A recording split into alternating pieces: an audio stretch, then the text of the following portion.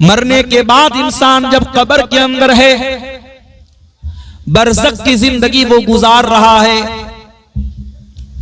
अपने अपने अमल के एतबार से, अपने अपने अकीदे के एतबार से कब्र के अंदर उसके साथ मामला हो रहा है। और यहां एक बात और नोट कर लीजिए, कितना ही बड़ा कोई आलिम दीन क्यों ना हो, कितना ही बड़ा नमाजी क्यों ना हो, कितना बड़ा मुत्तकी क्यों ना हो, कब्र सबको पकड़ करके दबोचेगी। जब इंसान मरने के बाद कब्र में जाएगा, एक मर्तबा कब्र सबको पकड़ेगी, एक मर्तबा कब्र सबके ऊपर टाइट होगी। ओ दुनिया में बड़े बड़े बिल्डिंगों में रहने वालों, कभी अपनी कार में बैठ करके तुम जंगल में चले जाओ और अपने कार की लाइट को तुम बंद कर दो, स्कॉर्पियो की लाइट को बंद कर दो। जंगल के बीचों बीच में रोड के ऊपर आपकी गाड़ी खड़ी है और हेडलाइट्स बंद है, अंदर अंधेरा छाया हुआ है।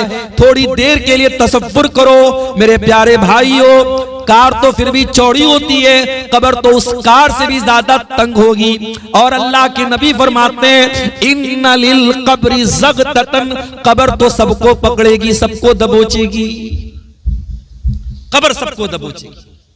अज़ाबे कब्र सबको नहीं होगा, मगर कब्र सबके ऊपर टाइट होगी, मेरे ऊपर भी होगी, आपके ऊपर भी होगी। अल्लाह के नबी के एक सहाबी थे, नाम था साद इब्ने मुआज रज़ी अल्लाह ताला अन्हु, बड़े नेक सहाबी थे, बहुत ऊंचा उनका मकाम था, मर्तबा था, इंतकाल हो गया उनका। भारी भरकम बदन था, जनाजा जब उठाया जाने लगा तो जनाजा बड़ा हल्का था। कुछ मुनाफिकों ने कहा पता नहीं क्या बात है, साद इब्ने मुआज का जनाजा इतना हल्का क्यों है। अल्लाह के प्यारे नबी ने फरमाया इन्न लहू हमलतन गैरुकुम, ऐ मेरे सहाबा, साद इब्ने मुआज के जनाजे में फरिश्ते भी शामिल हैं, 70,000 फरिश्ते उनके जनाजे में शामिल थे। साद इब्ने मुआज वो सहाबी हैं, जब उनका इंतकाल हुआ अल्लाह के नबी फरमाते इह्तज़्ज़ल अर्शु लिमौती साद इब्ने मुआज, अल्लाह का अर्श भी साद इब्ने मुआज की वफात पर हिलने लगा था। साद इब्ने मुआज वो सहाबी है, अल्लाह के नबी फरमाते हैं फुतिहत लहू अबवाबुस समा, जब साद इब्ने मुआज का इंतकाल हुआ आसमान के दरवाजे खोल दिए गए, आसमान के फरिश्ते वेलकम करने लगे, इस्तकबाल करने लगे कि साद इब्ने मुआज आ गए। इतने बड़े साहब,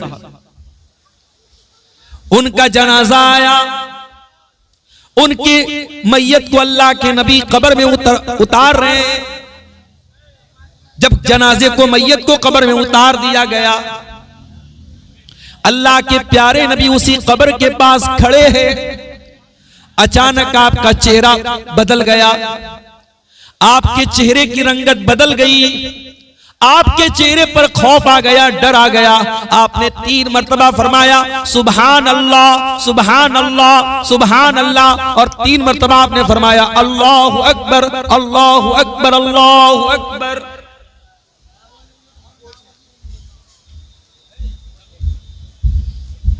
सहाबे किराम ने अपने नबी को सुभान अल्लाह पढ़ते हुए देखा, 3 मर्तबा सहाबा ने भी सुभान अल्लाह का, 3 मर्तबा सहाबा ने भी अल्लाहु अकबर का। उसके बाद सहाबा ने पूछा अल्लाह के नबी क्या बात है, आप तस्बीह क्यों पढ़ रहे हैं, आप तकबीर क्यों पढ़ रहे हैं। आपने फरमाया तज़ायक़ला साहिबिकुम अल कब्र, ऐ मेरे सहाबा, साद इब्ने मुआज की मैयत को जब कब्र में उतारा गया, उनकी कब्र उनके ऊपर टाइट हो गई, उनकी कब्र उनके ऊपर तंग हो गई। मैंने अल्लाह से दुआ की, अल्लाह ने उनकी कब्र को कुशादा कर दिया। और ऐ मेरे सहाबा, इन्ना लिल कब्रि ज़ग़ततन, कब्र सबको पकड़ेगी, कब्र सबको दबोचेगी। लौ नजा मिन्हु आदुन, अगर कोई कब्र के पकड़ने से अगर बच जाता, ला नजा साद इब्ने मुआज, तो साद इब्ने मुआज बच जाते। अगर कोई बच सकता था तो साद इब्ने मुआज बच जाता, मगर कोई नहीं बचेगा। कब्र तो मुझे भी दबोचेगी मेरे भाई, आपको भी दबोचेगी। ये अलग बात है, हम और आप तो इतने पत्थर दिल हो चुके हैं कि अब कब्रिस्तान में कब्र को देख करके भी हमें और आपको मौत याद नहीं आती। कब्रिस्तान में खड़े होकर के हंसी मजाक करने वालों, कब्रिस्तान में अपने मोबाइल पर अपनी महबूबाओं से बात करने वाले बदमाश नौजवानों, कब्रिस्तान की बेहुरमती करके उसके ऊपर जुआ खेलने वाले सख्त दिल लोगों, ये कब्रिस्तान वो जगह है जिसके बारे में शायर कहता है, जगह जी लगाने की दुनिया नहीं है, ये इबरत की जा है तमाशा नहीं है।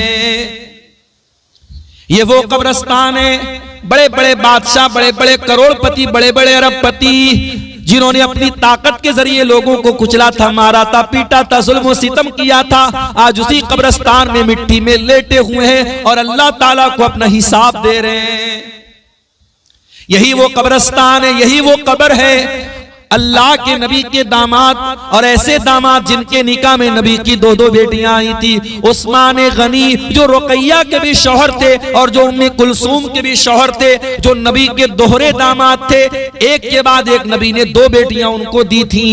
उस्मान इब्न अफ़्फ़ान रज़ी अल्लाह ताला अन्हु जब किसी कब्रिस्तान के पास से गुजरते थे, जब किसी कब्र के पास से गुजरते थे, ज़ारो कतार और रोने लगते थे। किसी ने पूछा, ऐ उस्मान क्या बात है, तज़कुरुल जन्नत वला तबकी व तज़कुरुन नार वला तबकी। ऐ उस्मान, जन्नत की बात आती है तो आप नहीं रोते हैं, जहन्नम की बात आती है तो आप नहीं रोते हैं, कब्रिस्तान को देख करके क्यों रोने लगते हैं? उस्मान गनी कहते हो, लोगों मैंने अल्लाह के प्यारे नबी को यह फरमाते हुए सुना था, इन्नल कब्र अव्वलु मंजिलिन मिन मनाजिलिल आखिरा, ये कब्र आखिरत की पहली मंजिल है। उस कब्र में हम सबको जाना है मेरे साथ, और कब जाना है ये नहीं मालूम, जाना है। कोई नौजवान अगर ये समझता है अभी तो मेरी जवानी का टाइम है, 70 साल 80 साल की उम्र गुजारने के बाद मैं कब्र में जाऊंगा, माफ करना, जरा अपने गांव के कब्रिस्तान में जाके देख लेना, बड़ी तादाद में आपको नौजवानों की भी कब्रें मिलेंगी। एक हफ्ता पहले झारखंड के देवघर में मेरा प्रोग्राम था, तकरीर करके मैं बाई कार बनारस के लिए निकला। आधा घंटे के बाद जलसे के नाज़िम का मेरे पास फोन आया, मौलाना साहब यहां पर एक बहुत बड़ा हादसा हो गया। मैंने पूछा क्या हादसा हो गया? कहा आप तो तकरीर करके निकले, जलसा खत्म हो गया, रात का तकरीबन 12 बज चुका था, सारी पब्लिक निकल गई जलसे में से। जब जलसे में से लोग निकलने लगे, 4-5 किलोमीटर दूर गांव का एक नौजवान जो कुरान का हाफिज था, बिल्कुल नौजवान लड़का था, और बाद में जब फोटो उन्होंने मुझे भेजा तो मुझे याद आया कि वो लड़का स्टेज से जब मैं उतरा था मुझसे मुसाफा भी करने आया था। वो लड़का बाइक से निकला है जलसे से, प्रोग्राम से, बिल्कुल 20-22 साल का लड़का, 2 छोटे छोटे बच्चों का बाप था। जब वो जलसे से निकला है और बाइक लेकर के जब वो आगे मेन रोड पर पहुंचा है, उसका गांव मेन रोड से राइट साइड में था, उसने इंडिकेटर दिए बगैर, उसने सोचा रात का टाइम है और जल्दीबाजी में उसने बगैर इंडिकेटर के गाड़ी को घुमाया है। पीछे से पिकअप वाले ने ऐसी टक्कर मारी है, ऑन द स्पॉट वो लड़का इंतकाल कर जाता है। ऑन द स्पॉट वो लड़का अल्लाह को प्यारा हो जाता है। मेरे प्यारे साथियों, उस नौजवान हाफिज कुरान ने जिसका नाम शफीउल्लाह था, उस 2 बच्चों के बाप ने क्या ये सोचा था जलसे से मैं नहीं आऊंगा, मेरी कटी फटी लाश आएगी? क्या उसकी बीवी ने ये सोचा था कि मेरा शौहर तकरीर सुनने के बाद जब घर में आएगा तो जिंदा नहीं आएगा, उसका जनाजा आएगा? मेरे प्यारे साथ, भाई क्या तमाशा है, क्या पीछे कौन शोर मचा रहा है? देखो देखो, बाजा बजा, एक से एक जाहिल लोग।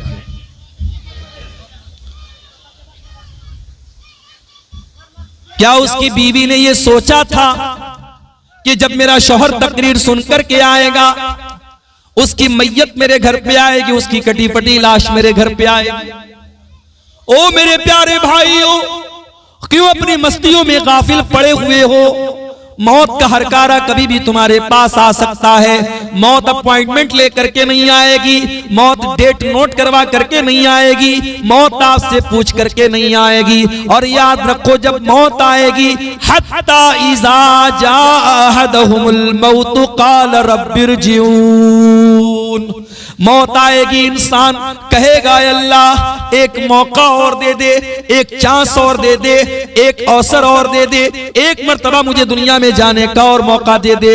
लअल्ली आमलु सालिहा, ऐ अल्लाह बहुत गलत काम करता था, बड़े गुनाह के काम करता था, बड़े काले करतूत करता था, एक मौका अल्लाह मुझको और दे दे, मैं वादा करता हूं अब मैं नेक अमल करूंगा, अब एक टाइम की नमाज नहीं छोड़ूंगा, ऐ अल्लाह सारे गुनाहों को तर्क कर दूंगा, सारी बदकारियों को छोड़ दूंगा, शराब को हाथ न लगाऊंगा, ज़िना के करीब न जाऊंगा। लअल्ली आमलु सालिहा, ऐ अल्लाह एक मौका और दे दे, मैं वादा करता हूं अब मैं नेक अमल करूंगा। अल्लाह फरमाता है कल्ला इन्नहा कलिमतुन हुवा काइलुहा, ऐ मेरे बंदे अब कोई और मौका मिलने वाला नहीं है, जो मौका मिला था तुझे मिल चुका, अब मरने के बाद दोबारा कोई दुनिया में वापस नहीं जाएगा। यह है अल्लाह का कानून मेरे प्यारे साथी।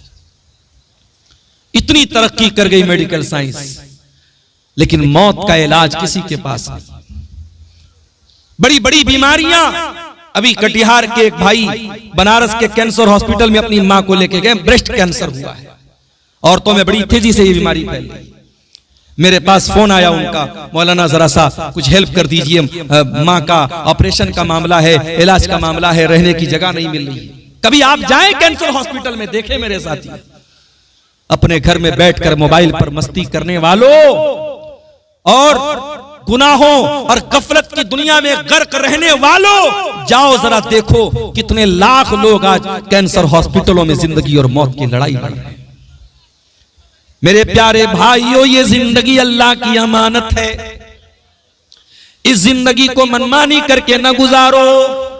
अल्लाह के प्यारे नबी अब्दुल्ला इब्न उमर का कंधा पकड़ करके कहते हैं कुन फिद दुनिया कअन्नका गरीबुन औ आबिरु सबील, ऐ अब्दुल्ला दुनिया में ऐसी जिंदगी गुजारो जैसे परदेसी जिंदगी गुजारता है, जैसे मुसाफिर जिंदगी गुजारता है। ऐ अब्दुल्ला दुनिया में ऐसी जिंदगी गुजारो जैसे परदेसी और मुसाफिर की जिंदगी गुजारता है।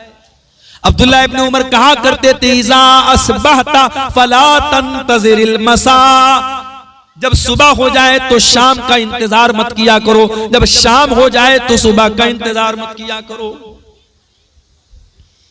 सुबह हो जाए तो शाम का इंतजार मत करो मेरे साथ। रात में सो तो ये सोच करके सो कि अगर सुबह को मेरी मौत हो गई तो मैं अल्लाह को क्या मुंह दिखाऊंगा। इसीलिए अल्लाह कुरान में अपने बंदों को हुक्म दे रहा है वसारिऊ इला मगफिरतिम मिर रब्बिकुम, ऐ अपने नौकरी के लिए भागने वालों, ऐ दुकान के लिए दौड़ने वालों, ऐ अपने काम धंधे के लिए दौड़ने वालों, वसारिऊ इला मगफिरतिम मिर रब्बिकुम, अपने रब की मगफिरत को पाने के लिए भी तो जल्दी करो, अपने रब की जन्नत को पाने के लिए भी तो जल्दी करो। व जन्नतिन अर्जुहस समावातु वल अर्जु, उस जन्नत को पाने की तड़प अपने अंदर पैदा करो जिस जन्नत की चौड़ाई आसमानों और जमीन के बराबर है। उइद्दत लिल मुत्तकीन, और जो जन्नत अल्लाह ताला ने मुत्तकी लोगों के लिए तैयार करके रखी है। दुनिया को जन्नत मत बनाओ मेरे भाई, दुनिया जन्नत नहीं बन सकती। दुनिया में आप अच्छी से अच्छी जगह चले जाएं, किसी पिकनिक स्पॉट पे चले जाएं, जो मन चले वो खाएं, जो मन चले वो पिए, मगर दुनिया एक वक्त ऐसा आएगा कि दुनिया में आप बोर हो जाएंगे, दुनिया में थक जाएंगे, कितना घूमेंगे, कितना खाएंगे, कितना पिएंगे। दुनिया की खूबसूरती पर नाश करने वालों, कितने दिनों तक खूबसूरती पर नाश करोगे। बॉलीवुड की हीरोइनें आती हैं, जब जवान होती हैं, जब प्रेस कॉन्फ्रेंस में आती हैं, मीडिया वाले हर एंगल से उनका फोटो लेते हैं। और एक वक्त ऐसा आता है बॉलीवुड की वही हीरोइन जब बूढ़ी हो जाती है तो कुत्ता भी उसको पूछने वाला नहीं। ये खूबसूरती, ये जवानी, दुनिया की हर चीज फना हो जाएगी मेरे साथ। जन्नती जन्नत में जाएंगे। अल्लाह के नबी फरमाते हैं कि उनकी जवानी कभी खत्म नहीं होगी, उनकी खूबसूरती कभी बर्बाद न होगी। जन्नत में उनको न कोई थकावट होगी, न बोरियत होगी। जन्नत में एक मार्केट लगेगा जुमा के दिन, जब जन्नती उस मार्केट में से होकर के अपने घर आएंगे तो और ज्यादा खूबसूरत हो जाएंगे।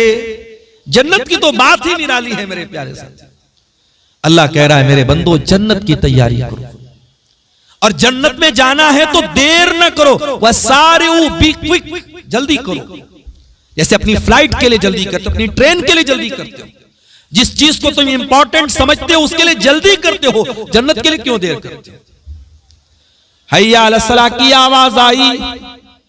मैं उसकी बात नहीं करता जो घोड़ा बेच के सोता रहता है, उसकी तो मैं बात ही नहीं करता जो अस्सलातु खैरुम मिनन नौम की आवाज सुन करके भी बिस्तर पे पड़ा रहता है, रात रात भर तकरीरें सुनता है, सुबह को फजर में घोड़ा बेच के सोया रहता है, मैं उसकी बात नहीं करता। जो नमाज पढ़ता है उसका भी हाल क्या है? हैया अला सलाह की आवाज आई। सुबह 4:30 बजे फजर की अजानें मान लो, और 5 बजे जमात का टाइम है या 4:45 बजे जमात का टाइम है। मैं एक मिसाल दे रहा हूं, अजान हुई, अब जो बेचारा नमाज पढ़ने वाला है वो भी बेचारा धीरे धीरे बिस्तर से उठता है, अंगड़ाई लेता है, आराम से वजू करता है, बाथरूम जाता है, फिर वजू करता है, तब तक मस्जिद में आया, पता लगा इमाम साहब दूसरी रकात पढ़ा रहे हैं, और दूसरी रकात में जाकर के वो रकात को पाता है।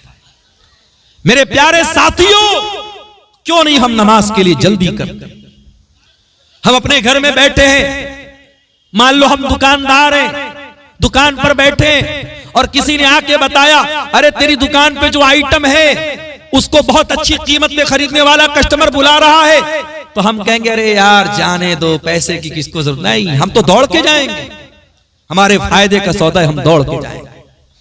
मेरे प्यारे साथियों, हैया अला सलाह की आवाज 5 टाइम आ रही है, हैया अल फलाह की आवाज 5 टाइम आ रही है। अजान देने वाला कामयाबी की तरफ बुला रहा है, नमाज की तरफ बुला रहा है, और आप अपने काम धंधे में लगे हैं। जो नमाज नहीं पढ़ते उनको छोड़ दो, जो नमाज पढ़ते हैं वो भी कसमसाते हुए, टहलते हुए, अंगड़ाई लेते हुए बड़े आराम आराम से मस्जिद में जाते हैं। ओ लोगो, अगर नमाज को अहम समझते हो तो नमाज के लिए जल्दी किया करो। सूरह जुमा के अंदर देखिए अल्लाह क्या कहता है, या अय्युहल्लज़ीना आमनू इज़ा नूदिया लिस्सलाह, ऐ ईमान वालो जब जुमा के दिन जुमा की अजान हो जाए, फसाउ इला ज़िक्रिल्लाहि वज़रुल बई, तो जल्दी से दौड़ो अल्लाह के जिक्र की तरफ और कारोबार बंद कर दो। अल्लाह ने ये नहीं कहा कि आराम आराम से जाओ, अल्लाह ने कहा फसअउ इला ज़िक्रिल्लाह, दौड़ करके भाग करके मस्जिद में जाओ। मतलब यहां मुराद यह है कि जल्दी करो, देर मत करो। इसीलिए जुमा के दिन जो जितना पहले आएगा उसको उतना सवाब मिलेगा। माफ कीजिएगा, आपके कटिहार में इस चीज की मैंने बहुत कमी देखी, सीमांचल के इलाके में बड़ी कमी देखी है मैंने।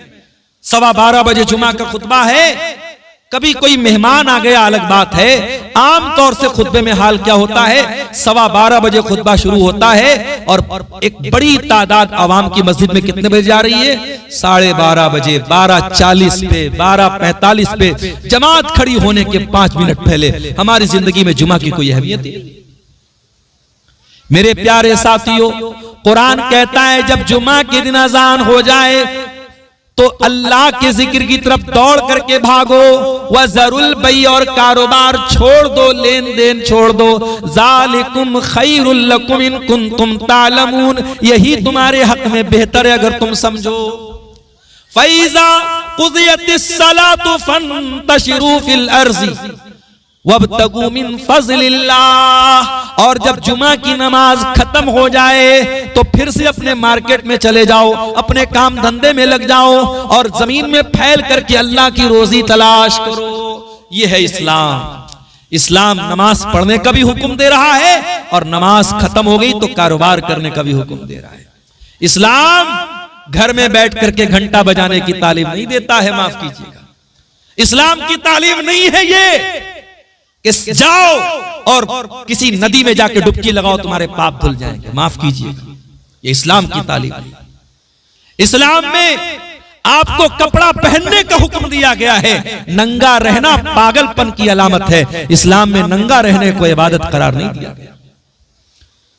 कभी आपने गौर किया दुनिया के दूसरे मज़ाहिब में कोई नंगा है और नंगा रहने को वो अपने लिए इज्जत समझ रहा है।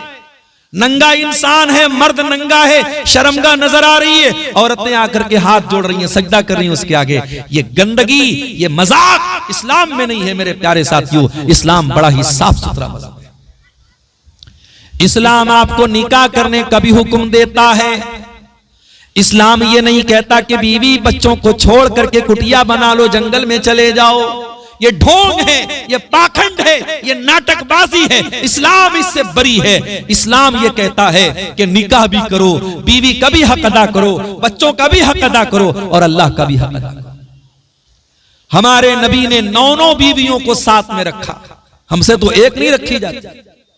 एक बीवी वाले बेचारे परेशान हैं। आए दिन मेरे पास मसला आता रहता है, मौलवी साहब बीवी का फोन आ रहा है, शौहर ने ये बोल दिया, कभी शौहर का फोन आ रहा है, बीवी ने ये हरकत कर दी, आज मियां बीवी में नहीं पटरी खा रही। 9 बीवियों को नबी ने रखा, सबका हक अदा किया। मेरे प्यारे साथियों, इस्लाम वो दीन है, प्यारा दीन है, हम इस इस्लाम के मानने वाले। इसीलिए अल्लाह कुरान में कह रहा है, जब जुमा की नमाज खत्म हो जाए तो जमीन में फैल जाओ, वब्तगू मिन फज़लिल्लाह, और अल्लाह ताला के फजल व करम को तलाश करो, उसकी रोजी को तलाश करो। यहां भी आप देखिए अल्लाह ने दौड़ने का हुक्म दिया है, भागने का हुक्म दिया है। एक और जगह अल्लाह कुरान में कहता है, फफिर्रू इलल्लाह, अल्लाह की तरफ दौड़ लगा दो, अल्लाह की तरफ भागो, अल्लाह की तरफ मेरे बंदो जाने में देर न करो। सुस्ती करना दीन के काम में, नेकी के काम में सुस्ती करना, ये ईमान वाले की पहचान नहीं, ये मुनाफिक की पहचान है। नमाज का टाइम हो जाए और आराम आराम से वजू करना और इतनी देर में मस्जिद में पहुंचना कि जमात निकल जाए, माफ करना, ये मोमिन की अलामत नहीं, ये मुनाफिक की अलामत है। वइज़ा कामू इलस्सलाति कामू कुसाला युराऊन अन्नास वला यज़कुरूनल्लाह इल्ला कलीला। ये मुनाफिक लोगों का हाल है। जब वो नमाज के लिए खड़े होते हैं, सुस्ती के साथ खड़े होते हैं, काहिली के साथ खड़े होते हैं, लोगों को दिखाने के लिए नमाज पढ़ते हैं और अल्लाह ताला को बहुत कम याद करते हैं। नमाज भी ऐसे मत पढ़ो जैसे एहसान करते हो। नमाज पढ़ो तो ढंग से पढ़ो मेरे प्यारे। इसीलिए अल्लाह कुरान में जब मस्जिद का जिक्र करता है, आज पीरगंज वालों तुमको मस्जिद बनाने का मौका मिला है, जलसे में आने वालों तुम्हें मौका मिला है अल्लाह के घर में हिस्सा लेने का, इसको अपने हक में गनीमत समझना। एक दौर ऐसा भी आएगा तुम चाहोगे पैसा खर्च करना।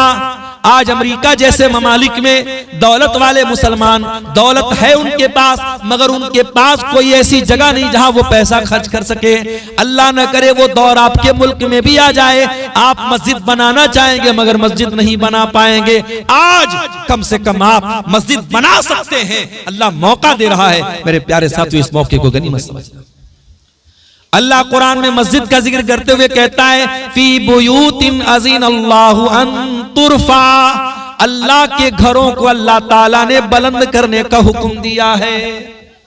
अभी मैं जुमा पढ़ाया था मैंने आज हरीशपुर में, तो वहां एक मदरसे में छोटा मोटा प्रोग्राम हुआ बच्चों के सामने। तो एक साहब ने आकर के मसला पूछा, कहा मौलवी साहब हमारे यहाँ हर चीज का ऐलान मस्जिद में होता है। बकरी खो गई मस्जिद में लाउड स्पीकर में ऐलान हो रहा है, बच्चा गुम हो गया मस्जिद में ऐलान हो रहा है। मस्जिद को अनाउंसमेंट सेंटर मत बनाओ मेरे प्यारे साथ, मस्जिद को ऐलान करने की जगह मत बनाओ। नबी ने बद्दुआ की है कि अगर कोई आकर के मस्जिद में ऐलान करता है मेरा सामान खो गया, अल्लाह के नबी ने फरमाया उसका सामान न मिले जो मस्जिद में आके ऐलान करता है। मस्जिद अल्लाह के जिक्र की जगह है, उसको कारोबार की जगह, उसको ऐलान की जगह मत बनाओ मेरे प्यारे साथ। अल्लाह कह रहा है फी बुयूतिन अज़ीनल्लाहु अन तुरफा मस्जिद वो घर है अल्लाह ताला का जिसको अल्लाह ने बुलंद करने का हुक्म दिया है। बुलंद का मतलब ये नहीं कि मस्जिद की हाइट ऊंची होनी चाहिए, बुलंद का मतलब ये है मस्जिद में कोई ऐसा काम न किया जाए जो मस्जिद की शान के खिलाफ है। अरे कच्चा प्याज और कच्चा लहसुन खा करके भी मस्जिद में आने से मना किया गया है। अल्लाह के नबी ने फरमाया मन अकला मिन हाज़िही शजरा, जो लहसुन खाए, कच्चा प्याज खाए, जो कच्चा लहसुन खाए, जो गंदना खाए, वो खा करके मस्जिद में ना आए। बनारस में रमजान में इफ्तार जब लोग करते हैं तो चना की घुगनी खाते हैं, तो चना की घुगनी में कभी कभी ऊपर से प्याज भी डाली जाती है। तो ये मसला आया एक मर्तबा, तो मैंने बाकायदा खुतबा जुमा में बयान किया कि अगर आप मगरिब की नमाज पढ़ने मस्जिद में आ रहे हैं और चना की घुगनी खा के आ रहे हैं, ऊपर से कच्चा प्याज डाला हुआ है, तो अच्छे तरीके से कुल्ली करके आइए, क्योंकि कच्चा प्याज खा करके आने से अल्लाह के नबी ने मना किया है। और गौर करो, जब कच्चा प्याज खा करके मस्जिद में आना मना है, तो बीड़ी पीने वाला, सिगरेट पीने वाला, गुटखा खाने वाला और गुल मंजन करने वाला, जिसके मुंह से उस चीज की महक आती है, समझो वो कितनी तकलीफ पहुंचाता है। अल्लाह के नबी ने फरमाया कि कच्चे प्याज और कच्चे लहसुन की महक से फरिश्तों को तकलीफ होती है। अगर प्याज और लहसुन की महक से फरिश्तों को तकलीफ होती है तो माफ कीजिएगा, आपके गुटखा से, आपकी खैनी से, आपकी बीड़ी से और आपके सिगरेट से भी फरिश्तों को तकलीफ होती है। अज़ीनल्लाहु अन तुरफा, मस्जिद को अल्लाह ताला ने बुलंद करने का हुक्म दिया है। वयुज़कर फ़ीहा इस्मुहु, और मस्जिद में अल्लाह ताला ने अपना नाम लेने का हुक्म दिया है। युसब्बिहु लहू फ़ीहा बिलग़ुदुव्वि वल आसाल, और मस्जिद में सुबह शाम अल्लाह ताला की तस्बीह होती है। कौन करता है अल्लाह की तस्बीह? फरमाया रिजालुल ला तुल्हीहिम तिजारतुन वला बई, अल्लाह के घर में अल्लाह की तस्बीह वो लोग करते हैं जो हकीकत में मर्द होते हैं। कौन है हकीकत में मर्द? फरमाया ला तुल्हीहिम तिजारा, वो तिजारत भी करते हैं, व्यापार भी करते हैं, बिजनेस भी करते हैं, मगर उनका कारोबार उनको अल्लाह के जिक्र से गाफिल नहीं करता है। कारोबार करो मेरे प्यारे साथियों, बिजनेस करो, इस्लाम तुम्हें मना नहीं करता, मगर आपका कारोबार, आपका लेन देन आपको अल्लाह के जिक्र से न रोके, आपको नमाज से न रोके। अगर आपको वाकई में अल्लाह का डर है तो नमाज के टाइम सारा कारोबार और लेन देन बंद हो जाना चाहिए। हय्या अलस सलाह की आवाज सुनने के बाद सब कुछ बंद हो जाना चाहिए। अबू बकर सिद्दीक को देखो मेरे प्यारे साथियों, अल्लाह के नबी अपने सहाबा के साथ बैठे हुए हैं। आपने फरमाया मन अस्बह मिनकुम साइमन, तुम में से आज कौन रोजा रख करके आया है? अबू बकर सिद्दीक कहते हैं अल्लाह के नबी मैं रोजा रख के आया हूं। आपने पूछा मन आता मिनकुम अल-यौम मिस्कीना, आज तुम में से कौन है जिसने किसी मिस्कीन को खाना खिलाया हो? हजरत अबू बकर ने कहा अल्लाह के नबी मैंने एक मिस्कीन को खाना भी खिलाया है। आपने फरमाया मन आदा मिनकुमुल यौम मरीजन, क्या तुम में से कोई ऐसा है जिसने किसी बीमार की अयादत की हो, किसी मरीज की हाल चाल जाकर के लिया हो? अबू बकर सिद्दीक कहते हैं अल्लाह के नबी मैंने एक बीमार की अयादत भी की है। फिर नबी ने फरमाया मन तबिया मिनकुम जनाजतन, क्या कोई ऐसा भी है जो किसी मुसलमान के जनाजे में शामिल हुआ हो? अबू बकर सिद्दीक ने कहा अय अल्लाह के नबी मैं एक मुसलमान के जनाजे में भी गया हूं। नबी नेकियों का नाम लेते चले जा रहे और अबू बकर सिद्दीक का हाथ उठता चला जा रहा है। हर चीज पर वो कहते मैंने भी किया है।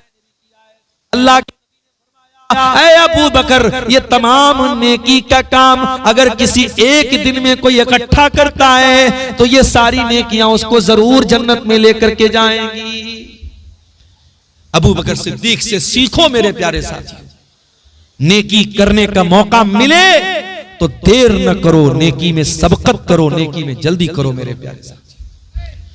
हम और आप सर से पैर तक गुनाहों में लथपथ हैं। कितने गुनाह ऐसे करते हैं जो जहन्नम में हमको लेकर के जाने वाले हैं। हमको अगर ये बताया गया कि सदका खैरात करने से अगर जहन्नम से बच सकते हैं तो हमें सदका खैरात करने में देर नहीं करनी चाहिए। हमको अगर बताया गया कि तौबा करने से जहन्नम से बच सकते हो तो तौबा करने में हमको देर नहीं करना चाहिए। अगर हमको बताया गया इन्नल हसनात युज़हिबनस सय्यिआत, नेकी करो, नेकी करने से तुम्हारे पाप माफ हो जाएंगे, तुम्हारे गुनाह माफ हो जाएंगे, तो हमें नेकी करने में देर नहीं करनी चाहिए। मेरे प्यारे साथियों, अल्लाह के नबी फरमाते हैं इत्तकुन्नार, जहन्नम से बचो वलौ बिशिक्कि तमरा, अगरचे अल्लाह की राह में खजूर का एक टुकड़ा ही दे करके बच सकते हो। जहन्नम से अपने दामन को बचाओ मेरे प्यारे साथियों। गज़वे तबूक का मौका याद कीजिए। अल्लाह के प्यारे नबी अपने सहाबा से चंदे की अपील कर रहे हैं। ये चंदा मांगने का सिलसिला कोई नया नहीं है, नबी सहाबा से चंदा मांगा है। दीन का काम हर दौर में चंदे से हुआ है, सबका खैरात से हुआ है। अल्लाह के प्यारे नबी ने सहाबा से अपील की कि हमें रोमियों से लड़ने जाना है, मदीना से 700 किलोमीटर का सफर तय करना है।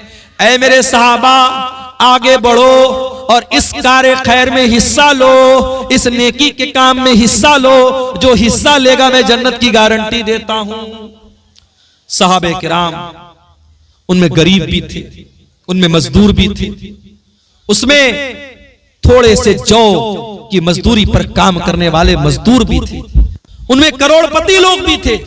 सहाबे किराम अपनी अपनी कैपेसिटी के एतबार से, अपनी अपनी ताकत के एतबार से चंदा लाए। कुछ सहाबा ऐसे भी थे जो मजदूरी करते थे, जितना कुआं खोदते थे रोज पानी पी जाते थे। उनके दिल में भी ख्याल आया, नबी ने चंदे की अपील की, हमें भी कार्य खैर में हिस्सा लेना चाहिए। उन सहाबे किराम ने नाइट ड्यूटी में काम किया, नाइट शिफ्ट में काम किया, और जो एक्स्ट्रा मजदूरी मिली ला करके अल्लाह के नबी को ला करके दे दिया। हजरत उमर फारूक कहते हैं, मेरे दिल में हमेशा इस बात का मलाल रहता था, जब भी नेकी का मामला आता है अबू बकर आगे निकल जाते हैं, मैं पीछे रह जाता हूं। आज मैं आगे निकलूंगा, अबू बकर पीछे रह जाएंगे। उमर फारूक अपने घर आते हैं, अपने घर के सारे सामान को इकट्ठा करते हैं और आधा माल घर में छोड़ते हैं और आधे माल को पैक करके बोरे में भर करके अल्लाह के नबी के पास लाते हैं। नबी अकरम के सामने ला करके वो बोरा रखते हैं। नबी अकरम सवाल करते हैं, माँ अब कई तल अहलिक, ऐ उमर घर वालों के लिए क्या छोड़ के आए हो? हजरत उमर कहते हैं, अल्लाह के नबी घर वालों के लिए आधा छोड़ के आया हूं, आधा लेके आया हूं। घर वालों की आप टेंशन मत लीजिए, मैं आधा छोड़ के आया हूं। उमर फारूक मन ही मन बड़े खुश हो रहे हैं कि आज तो नेकी के मामले में मैं आगे निकल गया। थोड़ी देर के बाद अबू बकर सिद्दीक भी आते हैं, वो भी अपने घर का माल लेकर के आए, अपने घर का सामान लेके आए, रुपया पैसा लेकर के आए, कपड़ा लत्ता लेकर के आए, बोरा भर के लेके आए, बोरा ला के रख देते हैं। अल्लाह के नबी उनसे भी सवाल करते हैं, माँ अब कई तल अहलिक, ऐ अबू बकर घर वालों के लिए क्या छोड़ के आए हो? अबू बकर जवाब देते हैं, अब कई तो लहुमुल्लाह व रसूलहू, ऐ अल्लाह के नबी मैं अपने घर में झाड़ू लगा के आया हूँ, सब साफ करके आया हूँ, कुछ भी घर में नहीं छोड़ा है। ऐ अल्लाह के नबी आज अल्लाह के दीन को मेरे माल की जरूरत है, मैं अपने बच्चों के लिए माल बचा के क्या करूंगा, अपने घर वालों के लिए माल बचा के क्या करूंगा, आज अल्लाह के दीन को मेरे माल की जरूरत है। ऐ अल्लाह के नबी मैं अपना सब कुछ लेके आया हूँ और घर वालों को अल्लाह और उसके रसूल के नाम पे छोड़ के आया हूं। उमर फारूक रोने लगे मेरे प्यारे साथी। उमर फारूक की आंखों से आंसू बहने लगे और कहा कि ऐ अबू बकर वल्लाही ला उसाबिकुका अबदा, ऐ अबू बकर उमर तेरा कभी मुकाबला नहीं कर सकता, उमर तेरे मकाम तक कभी नहीं पहुंच सकता। ऐ पीरगंज के गयूर नौजवानों, ऐ मेरी प्यारी माँ बहनों, जरा सबक सीखो सहाबे किराम से, जरा नेकी के कामों में बढ़ चढ़ करके हिस्सा लिया करो, जरा आखिरत की तैयारी में आगे बढ़ा करो, जल्दी किया करो, देर न किया करो। उसी गज़वे तबूक के मौके पर एक और मंजर भी हमको देखने में आता है। मेरी नजरें बराबर घड़ी की सुई की तरफ जा रही हैं, 10 बजने वाला है, मुझे निकलना भी है। मैं बड़े अदब के साथ आपसे कुरान और हदीस की रोशनी में ये अपील भी कर रहा हूं, मस्जिद का मामला है, मैं चंदा करने वाला मौलवी नहीं हूं, मेरे बाद मौलाना जुहैर साहब भी आएंगे और उलमा भी आएंगे, वो चंदे करेंगे, वो आपसे अपने खास अंदाज में चंदा मांगेंगे। मेरे प्यारे साथियों, ये अल्लाह के घर का मामला है, इसमें देर न करना। जरा सहाबे किराम का जज्बा तो देखो मेरे प्यारे भाइयों। गज़वे तबूक का मौका था, इस्लाम की अजीबो गरीब लड़ाई है, तबूक का मौका है। अल्लाह के नबी के सहाबा में कुछ गरीब सहाबा थे, वो अल्लाह के नबी के पास आते हैं, अय अल्लाह के नबी, हम भी आपके साथ गज़वे तबूक में जाना चाहते हैं, हमें भी अपने साथ लेकर के चलिए। आपने फरमाया कि ऐ मेरे सहाबा, मेरे पास सवारी का इंतजाम नहीं है, अगर आपके पास सवारी है तो आप चलिए, शौक से चलिए, लेकिन सवारी नहीं है तो मैं माजरत चाहता हूं, मैं आपको लेके नहीं जा सकता। यानी इतनी गुर्बत थी। आज तो हमारे पास लोग मसला पूछते हैं, मौलवी साहब लोन पर गाड़ी ले सकते हैं कि नहीं ले सकते, फाइनेंस पर गाड़ी ले सकते हैं कि नहीं ले सकते। अरे कौन सी मजबूरी है तेरे साथ कि तू लोन पर गाड़ी नहीं लेगा तो मर जाएगा। सहाबे किराम के पास सवारी नहीं थी, जंग के मैदान में जाना है, सवारी नहीं है, नबी ने कहा मैं लेके नहीं जा सकता। सहाबे किराम भूखे मर गए, मगर सूद और ब्याज को अपने घर में आने नहीं दिया। और मुसलमान आज सूद का पैसा गटागट खा रहा है।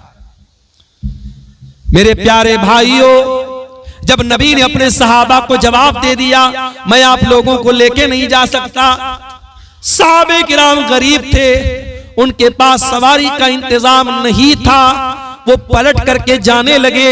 जब जाने लगे तो आंखों से कुछ आंसू छलकने लगे, आंखों से कुछ आंसू बहने लगे। नबी के सामने नहीं रोए, पलट करके रोए कि नबी देख न ले कि हम रो रहे हैं, लेकिन अल्लाह ताला सातों आसमान के ऊपर उनके आंसुओं को देख भी रहा है और उनके आंसुओं को कुरान में बयान भी कर रहा है। अल्लाह कुरान के 10वें पारे के आखिर में फरमाता है, वला अलल्लज़ीना वला अलल्लज़ीना अतौ वला अलल्लज़ीना वला अलल्लज़ीना इज़ा मा अतौका लितहमिलहुम कुल्त ला अजिदु मा अहमिलुकुम अलैहि। ऐ मेरे नबी, आपके पास मेरे कुछ सहाबा चल करके आए और आपने उनसे कहा कि मेरे पास सवारी का इंतजाम नहीं है। तवल्लौ व आयुनुहुम तफीज़ु मिनद्दमी। ऐ मेरे नबी, जब आपके वो गरीब सहाबा जब पलट करके जाने लगे, उनकी आंखों से आंसू बहने लगे, वो रोने लगे, वो कलपने लगे, वो रोने लगे, तड़पने लगे। हज़नन अल्लाह यजिदू मा युनफिकून। उनको दर्द इस बात का है, उनको मलाल इस बात का है कि काश हमारे पास भी पैसा होता, हमारे पास भी दौलत होती तो हम भी अल्लाह की राह में आज खर्च करते। जिनके पास दौलत नहीं थी वो मलाल करके रो रहे हैं।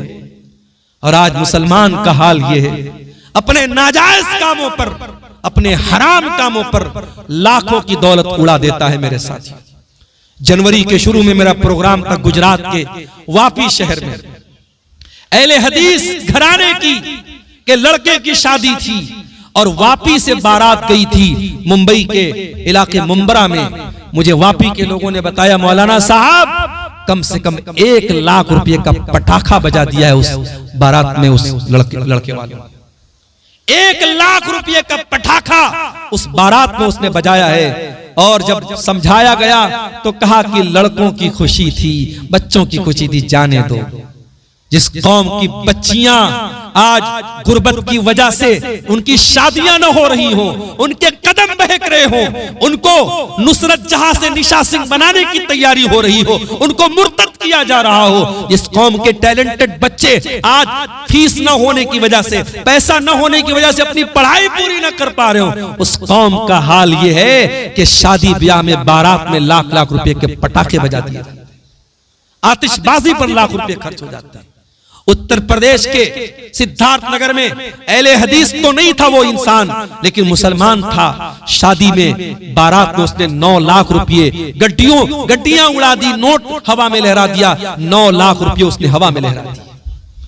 मेरे अजीजों, सहाबे किराम के पास दौलत नहीं थी, उन्हें मलाल होता था कि काश हमारे पास पैसा होता और हम अल्लाह की राह में खर्च करते। और आज हमारे पास दौलत है हमारे हराम कामों के लिए। इसी कटिहार में किसी ने बताया कि मेटा ओजोन नाम की एक फर्जी कंपनी में 1 करोड़ रुपया एक इंसान का इसी कटिहार के इलाके में डूब गया। 1 करोड़ रुपया उसने हराम की जगह पे लगा दिया जहां उसका पैसा डूब गया। लेकिन 1 करोड़ रुपया अगर आज मस्जिद में, मदरसे में यतीमों की मदद करने के लिए, गरीबों की मदद करने के लिए मांगा जाए तो मेरे भाइयों दिल पर, कलेजे पर आरी चलने लगती है। मेरे अजीजों, माफ कीजिएगा, मेरा लहजा तल्ख हो सकता है, मगर ये कड़वी सच्चाई है कि हम और आप दुनिया की फ्लाइट पकड़ने के लिए जल्दी करते हैं, दुनिया की ट्रेन पकड़ने के लिए जल्दी करते हैं, मगर मौत नाम की फ्लाइट और मौत नाम की ट्रेन जो कभी भी छूट सकती है, उसके लिए मेरे प्यारे साथियों हम जल्दी नहीं करते।